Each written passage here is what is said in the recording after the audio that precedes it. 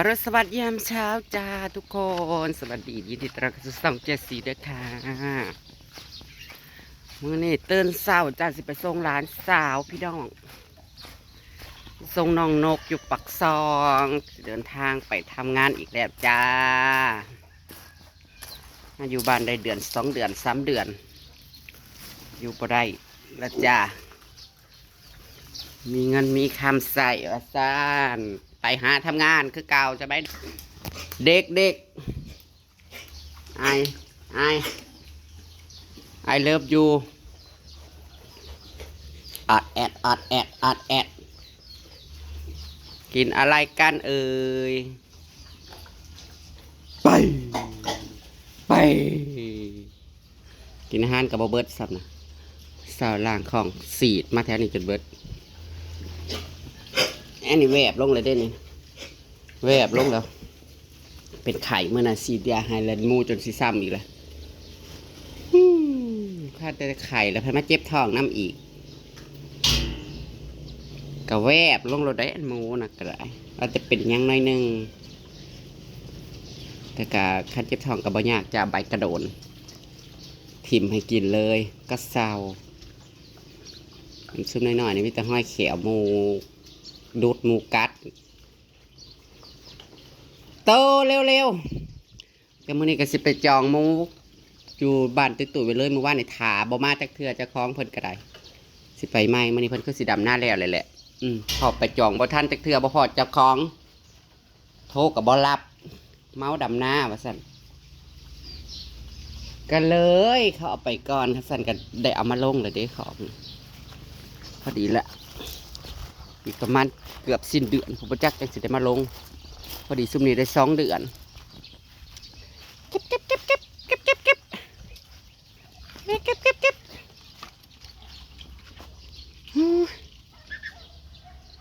เก็บจะเอาไข่ฟักหนึ่งเป็น30 หน่วยพุ่นบัดเอาไข่ออกแลนมาไข่ซะอีกแล้วนี่ไข่เบิดปีเบิดแรงพี่น้องเอ้ยเป็ดก็ได้ลูกเทอละ4 5 โตบ่ได้อันขังมันขอกขังมันบ่ดีขังก็ออกไก่ก็เข้าไปญาติกินเอาไปส่งร้านสาวกันพี่น้องเอ้ยแล้วบ่นั่ง2 แถวขึ้นสวรรค์อีกลาแม่อีกแล้วจากแม่อีกแล้วจ้ามันอยู่กับแม่เดือน2 เดือนพอเป็นไปเป็นมากอะไปหาทำงานแต่ท่านี้ก็บ่ได้ไปไกลดอกแถวกาฬสินธุ์นี่แหละมหาดกรุงเทพเสร็จเลยยังยายนี่ขมักขมุนขั้วปลาเพิ่นสิเฮ็ดปลาอย่างรับพริกบ่ของขายเพิ่นจ้าเก่าลูกสาวสินี้ปลาอีกแล้วไปหาเงินจ้าแม่กับเพื่อนกับขายของคือเก่าเมื่อยแล้วก็พักโอ๊ยมืดนี่เงาเอาหนทางนี่ได้ขึ้นทั้งวันไหม้พี่เลยนะนี่ทั้งได้ที่บ่เปื้อนทั้งนี้ก็คุ้มคือกันแล้วแหละเกตกับซัมบว่าเกตแล้วกับฝนตกมาใส่เลยกะรวมตกบ่แห้งเปื้อนเมื่อยน้ำหนทางขับรถเจ็บเบิร์ดกระดุกกระเดี่ยวทางนอกกัน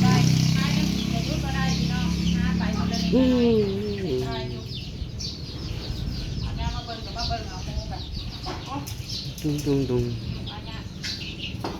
มื่อนี้ตลาดวันอาทิตย์ก็ฮอดไม่ได้ไปดอกพี่น้องเอ้ยไม่ได้ไปเดินไปย่างดอกประตูก็เปิดยากจักขี่มาแต่ตลาดแหละ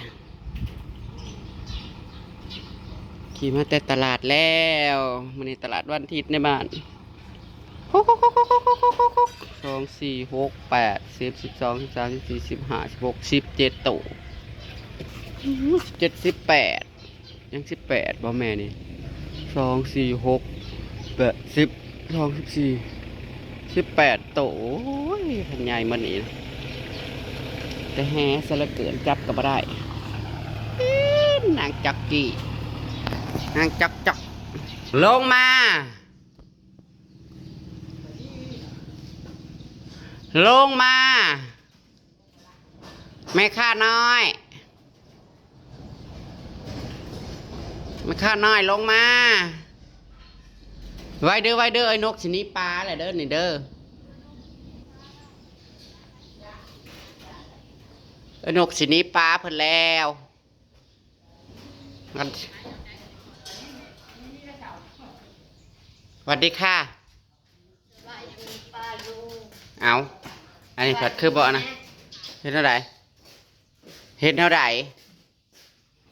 โอ้ยคือบ่จักควมแท้ไอ้นกชนิดปลาเลยนกชนิดปลาจีน่าอีกแล้วนี่ยังคือมันเจียวแล้วอยู่บ่เป็นอะไรอันนี้น่ะไดโอ้เฉพาะจุดกอกวอก จิตทองมันเป็นทายจิตทองมันบิดมันติดจิตทองลงนี่คือ ยังเจ็บอยู่หลายฮะ เจ็บที่กระเพาะนะ จนลงกอกวอกยังเจ็บอยู่ตอนนี้หาปันมีเอาได้คืนให้พ่อไว้เจ็บท้องเพราะว่าเจ็บท้องจนจ้อยก็โอ้ยยังอีกแล้วเจ็บมากอีกแล้วปะจ๊ะ ยังโลกที่เอานกเอานั่นเนาะ เจ็บอีกแล้วปะจ๊ะคือคุ้มท้องอยู่ ปลาตาลน่ะว่าเอาไปให้ได้ที่ปลาแดกโอ้มันยิ่งกิโล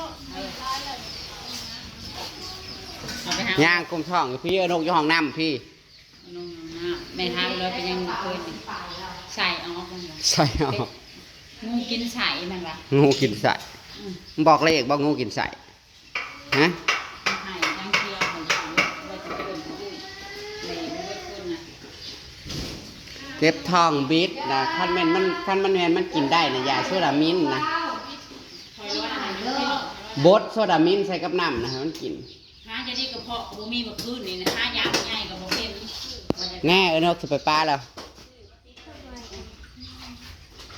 นกสิไปป้าแล้ว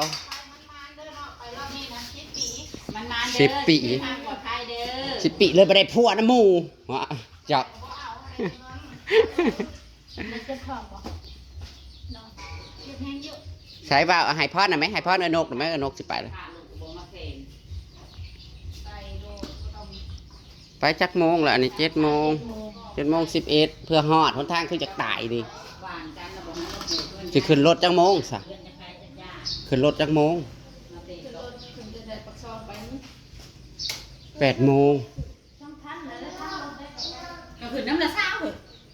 หืมก็สิขึ้นไว้บ่เวลา คื สิ อ ไป น้ำ ส่ ละ ง เช้าเนี่ยก็ไปขี่รถโดยสารอยู่คิวรถเลยก็ไปไม่ทานนี่ไม่ซ่า อืม อ่ะละเช้าไปชมคิวรถอ่ะ พอดี9 โมงค่ะนั่นน่ะถึงรถ9 โมงก็ปานนั้นดีแล้วกูก็จังสิบ่ได้ไปกูให้ขี่เงาะอยู่ เพื่อข้ามไปพุ่นกับกูแหละบ้า นั่นเราไก่ดักกาลสินธุ์นี่ ไก่ อืม ไม่หรอก ถ้าเจ้าสิมาลาดเอาใส่มาลาดเอาอยู่มุกนี่ บริมาณนะมาค่ะ สิมาลาดเอาอยู่มุกเนี่ยก็ใช่แหละ ใครอยู่ ไม่ยากหรอกขนาดนั้นแหละดีแล้วไม่ได้ไปค่ะขนาดนั้นนะ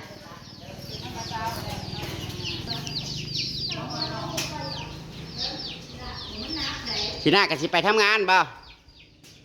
เอาไปซะไปทำงาน ทีหน้าก็จะไปน้ำเอ้ยนก เจ้าหน่ะไงจังไปทำงานนะแล้วจะไปขายหมูนะแม่ เรามาอยู่น้ำปันมีเด้อคันปันนี้สิไหว เก็บทองเอาไปคือก็ได้ชูมันเก็บทอง ใช่ไหมว่ามันกินนอนบดโซดามินใส่น้ำคันชาข่อยคันเจ็บทองบิดแล้วกินโซดามินลงไปแล้วเช้าแต่ยังน้อยนะกะ เมื่อได้เสียยามันกิน เพราะว่าแต่ยังน้อยเนี่ยอีเมเอายาโซดามินนี่แหละให้กินนะเข้มๆนะทองบิดนะเช้าคันมันบิดจังเจียวนะ เดี๋ยวเซนี่นี่ อืม นี่นี่สิ กับเวลาทายเป็นก้อนขลอกแขลเป็นมูกนะเช้ากินยาโซดามินนะ ขี่ไงแล้วไปทำก่อน มันเจ็บท้องมันทายเป็นน้ำบ่ มันบริหารมันเก็บ เดี๋ยวทองบิดเดี๋ยวทองบิด มันบริหารเจ้าที่ นั่นแหละเจ็บทองบิดท้องผูกแล้วก็ขี้ไม่ออก เดี๋ยว สรุปเราก็ไม่ได้ไปนะคะสรุปเราก็จะไปดูหมูละกันนะบายบายโชคดีละกันนกก็ได้เอาเงิน5 ค่ำได้หลายๆโชคมานโชคมานอยู่เป็น10 ปี20 ปีพอดีเท่า โอเคแล้วพี่น้องแค่นั้นคลิปดีกับสิเก็บภาพบรรยากาศไว้ซ้ำนี่ตะกี้ว่าสิได้ไปส่งร้านพอดีให้ขึ้นน้ำแม่จีน่าซะชิงอคือกันทางขึ้นเลยเนาะตามคลิปหนะก็แล้วกันจะสิกสิไปเบิ้งหมูอยู่บ้านนาว่ากำตุยกันแล้วกันเนาะพี่น้องไปแล้วจ้า ยาว่าก็ดูว่าเป็นปีแล้วมันหูแล้วว่าเป็นอะไรกันงานนี้ใช่ไหมกับมีนั่งมีเก่า